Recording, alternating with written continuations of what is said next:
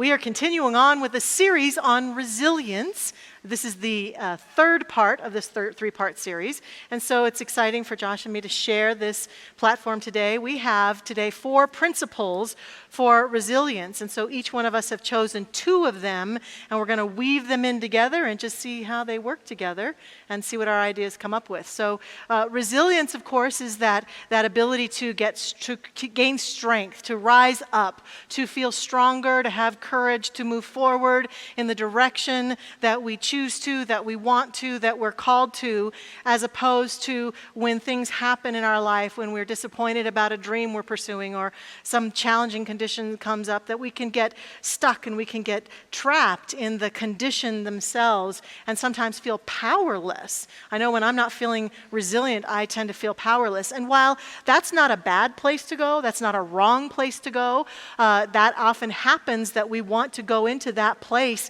for a little while to nurture ourselves and to feel our sadness. My concern about it is that when people live in that place for 20, 30 years. And so we want to invite ourselves into great resilience. And so there are some steps that we want to offer that we hope will help anyone who might be struggling in this way to gain greater resilience. And so my first step today in the 4 principles is called accessing the God portal. Now, I talked a little bit about this last week, and I tend to talk a lot about this because it's one of my passionate things. I really have said before, if there's one thing, if the world could get one thing, it's that God is all there is. And I've often said to people when we write these talks, I don't know how it is for you, Josh, but I feel like every week when I get to speak, my basic bottom line is God is all there is, you are that which God is, now go live your life that way. And we have to find creative ways to say that, and so we've got some creative things today and creative ways to say that. And so finding how we actually can begin to embody that sense of the living presence is what I'm talking about today in this step. Joel Goldsmith, who's an author that I just love, says, bring your consciousness to the place where you rise above merely a belief in God and come into the experience of communion with God. Then you no longer have any beliefs about God, you have the experience. And so I've been thinking a lot after our time with Gene Houston, and I have some other Gene Houston quotes here, but a number of years ago when I was in ministerial school, I went to a Gene Houston workshop.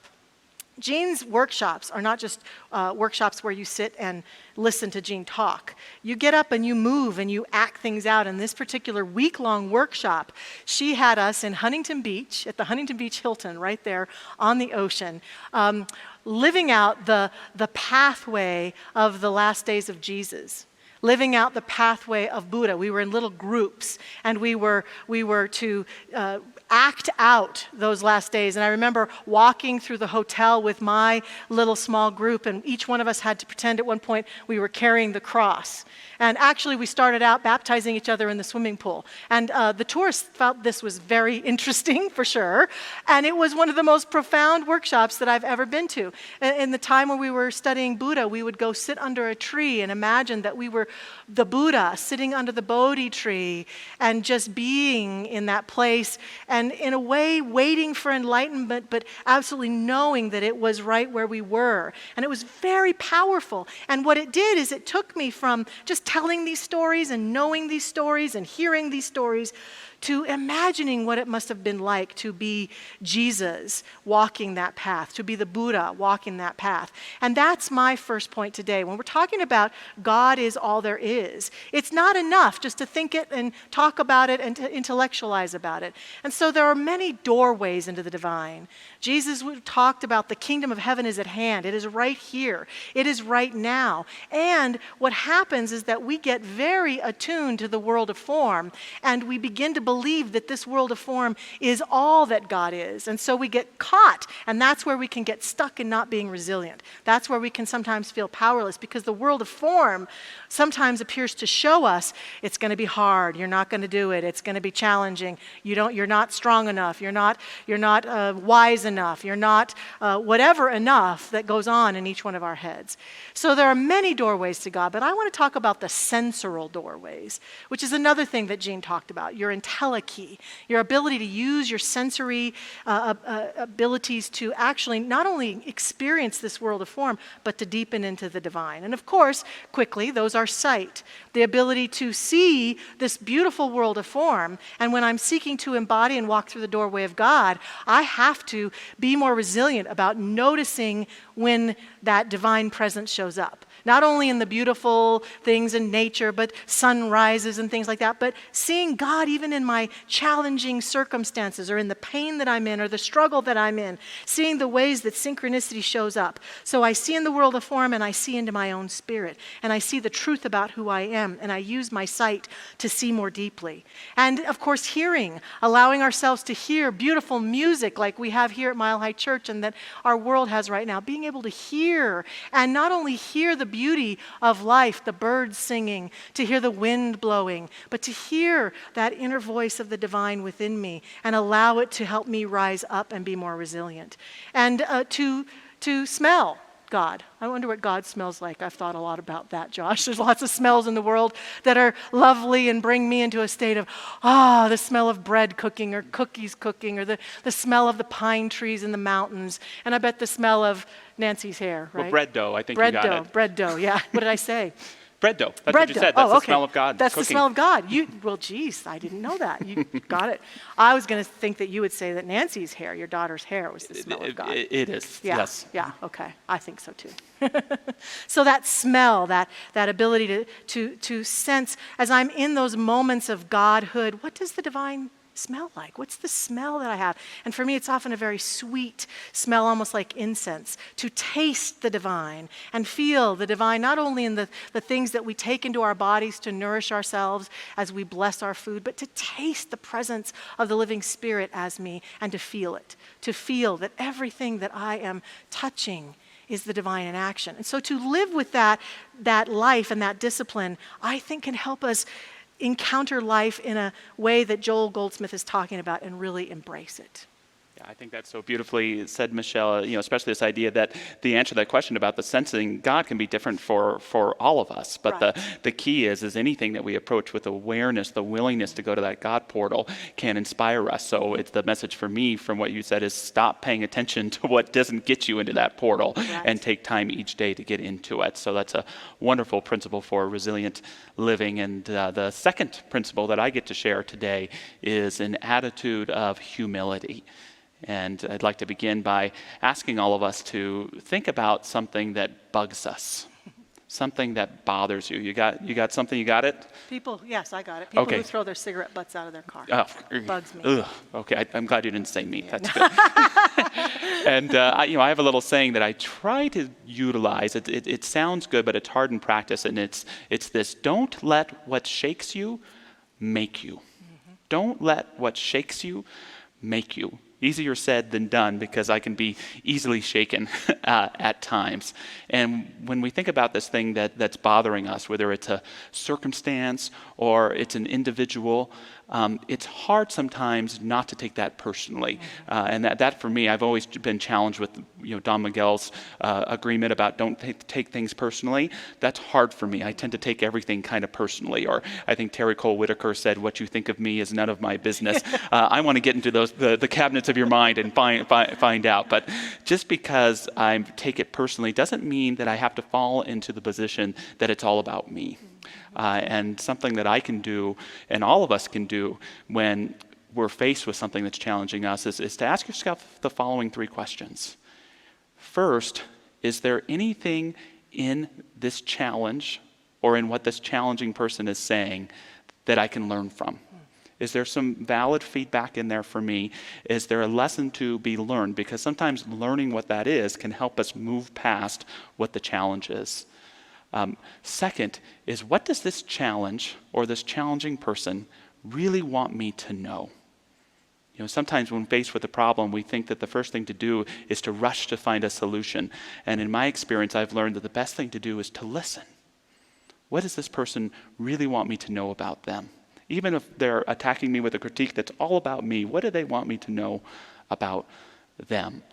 Sometimes when I can hear what that is and realize perhaps it's not something negative at all, but a heart, something that's been trapped from being shared, then I can move past that challenge as well. And lastly, could this be for my highest good? Could there be something in this conflict or in this challenge that's for my highest good? And if the answer is no, then we want to get rid of it and probably put boundaries in the middle of that relationship as soon as possible. But if there's an opportunity to better embody the virtues of my heart, the purpose of my living, and to practice those in those situations, I've found, even though I may not be thankful for the challenge or the challenging person, I'm thankful for the experience because it's given me the opportunity to practice those virtues in a creative way that helps me pull through it. And there are so many different examples of humility and an attitude of humility. And one of my favorites is just a small story about a woman named Dr. Dorothy Warburton. And she today, or she actually passed away in 2016, but she spent the majority of her career helping women who had miscarriages have babies. She did incredible scientific work, but she grew up in the 40s and 50s when women weren't allowed to do that kind of thing. Her dad had wanted a son, but didn't have one, and so still decided to share his scientific knowledge with Dorothy through her life. And she excelled in school, but even when she graduated high school, her goal, she said, was one day I can be a secretary to a great scientist. And so she didn't know necessarily her own power, but she kept at it. She went and got her bachelor's degree, was encouraged to get her master's, was encouraged to get her doctorate, and she began to get a sense of just how intelligent and talented she was. In her first job, she did make a complaint that there wasn't enough women on committees, and they responded by making her the chairperson of the refreshment committee. Oh my so gosh. it's challenging when the world around you doesn't see your brilliance and challenges you. But what Dorothy did is she dedicated herself to listening to women who had experienced miscarriages in a way that they apparently weren't being heard by the male doctors. Hundreds and hundreds of women, and she went through her own experiences and began to discover genetic aspects that were affecting these things. So today we can say that there are countless babies who have been born and women who've been helped because of the humble work that she has done. And it's a lesson to me that there's a difference between survival and resilience. Survival is just trying to get by with your own skin. Right. Resilience is about recognizing your values and being willing to take them on a faith walk, no matter what your challenges may be. And that's where that attitude of humility comes in. Don't fall into any picture that the world around you may ask you to conform to, other than that vision that God has placed in your heart. Live from that with humility, not with forcefulness, but for a willingness. And it's amazing the adventures of life that unfold. Beautiful. Thank you. And of course, one of the adventures of life that I've brought today are Jedi mind tricks. Principle number 3. Principle number 3. She used the force to pick that up, by the way. It just went right into her hand. Came to me. I love this. I really do love this. And this was inspired. I love your story that you just told. And this, for me, was inspired by a fictional character. In the Rogue One movie, there's a fictional character who is a Jedi, and he fights. He's blind, and he fights the fights by listening to the Force. And he has an affirmation. It's really fascinating. And I love this because Gene Houston says, as to your story, if you keep telling the same sad, small story, you will keep loving the same sad, small life. And I really resonate with that. And as I watched this character, I thought, well, gosh, this guy isn't even real. Why am I so drawn to him? And as he would go into a fight, he said, the Force is with me, and I'm with the Force. And I fear nothing, for all this is as the Force wills it. And then as he would fight, he would say, I am one with the Force is one with me. I am one with the Force is one with me. And I call it a Jedi mind trick because, of course, this character won most of his fights. He didn't win them all. But even as he was dying, even as he was losing the battle that many of us fear losing the most, he was saying, I am one with the Force, and the Force is one with me. And that really inspired me to say that a part of being a resilient person is finding these phrases that are powerful, not just affirmations, not just little things you can say, but that are words of power that can be repeated, that allow me, even in my most challenging, tragic moments of feeling beaten down, that I can say these words and feel empowered. And so those words have rung out to me. I'm one with the Force, and the Force is one with me. And I think that George, who wrote all those stories, had Ernest Holmes in mind, had our teaching in mind, because I do think that a lot of those stories do talk about the potential of the force or of the divine, the potential that humans have when we recognize that we can transcend the challenges that we face and rise up. But the challenge that it takes is for us to work with that force and to be embodying that force and to call it forth. So this principle, this third principle, is about using my words, my thoughts, and as I'm moving through my most challenging times. And sometimes where that starts is just with, I'm willing. I'm willing to be an instrument of the divine today. I'm willing to see this differently. I'm willing to let go of that of taking it personally. I'm willing to let go of my sense of unworthiness. I'm willing to stand strong. I'm willing to walk forward. Sometimes that's the starting place, and that's okay.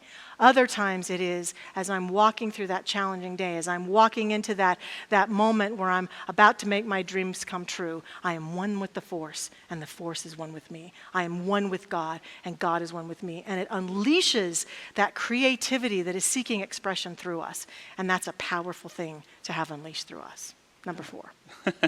I love Put that. my lightsaber away now. No Jedi mind tricks on me in the middle of my sharing here. And I think that is something I really admire about you, Dr. Michelle, and your leadership, the ability to be faced with challenges in our church that we're facing right now.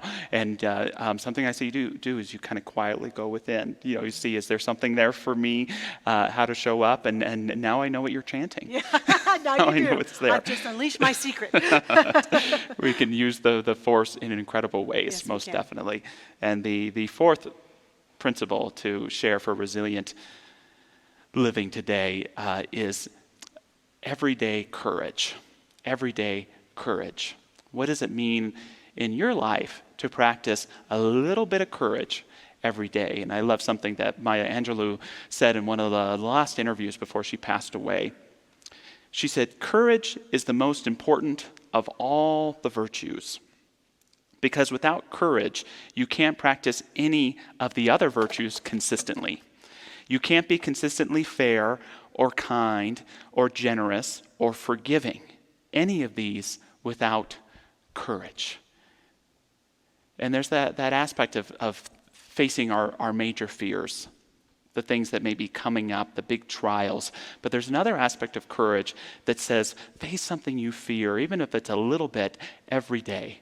Because when we line our lives with a foundation of courage, it gives us the ability, as Angelou shares, to practice the virtues that are needed to overcome anything that might be taking place. And I love that about Michelle's message, mentioning that the man ultimately lost a fight. He lost a fight, and we may lose fights, but we never have to lose who we are. We never have to lose what we know. So don't allow that awareness to be hidden, and continue to confront your day with a little bit of courage all the time. I also love how the Irish poet Brendan Behan said it. He said, "Many of our fears are tissue paper thin, and a single courageous step would carry us clear through them." So keep working through the tissue paper. Since Michelle brought up Star Wars, I feel the need to counter with a little Harry Potter, if that's okay. I did forget my wand today.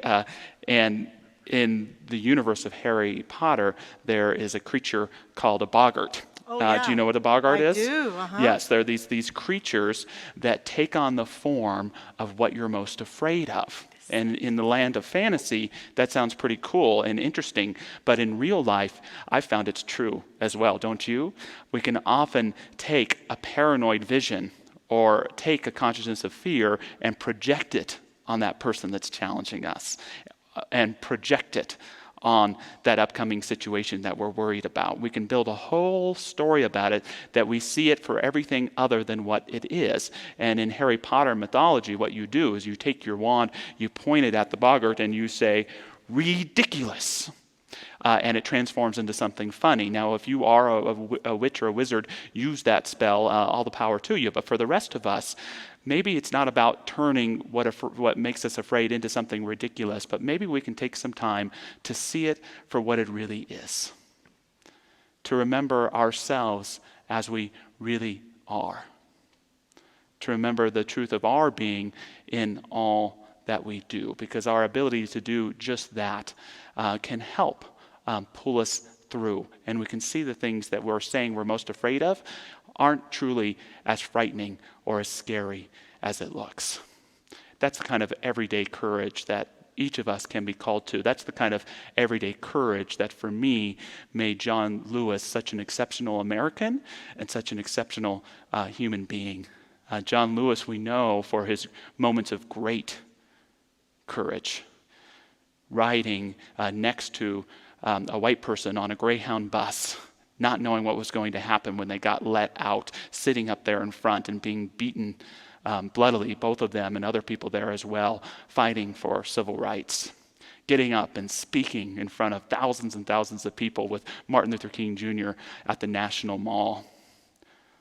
Walking across that bridge in Selma, right there up front, right in the front of the line, the first to take the beatings of the sheriff's department that day. Those are the great acts of courage that we remember John Lewis practiced, all, by the way, in the heart of the philosophy that we bring into our church of nonviolence, being the presence of love, refusing to give in to hate or violence, standing in that truth of resilience within who we are, that resilience of spirit that says, I may not see the spiritual truth around me, but I know it is within me. And I surrender to that truth within me and know that it can transform my life in incredible ways. What truly made John Lewis great for me is all the little things that he did. That never giving up on the fight for civil rights, he chose public service. And he went to the grind, not only being a mentor for all the members of the House, but continuing to be a voice for equal rights in all different ways, in a way that we know isn't just about protesting, but is that hard, everyday work that so many of our leaders seek so hard to do, and perhaps they don't get enough credit for.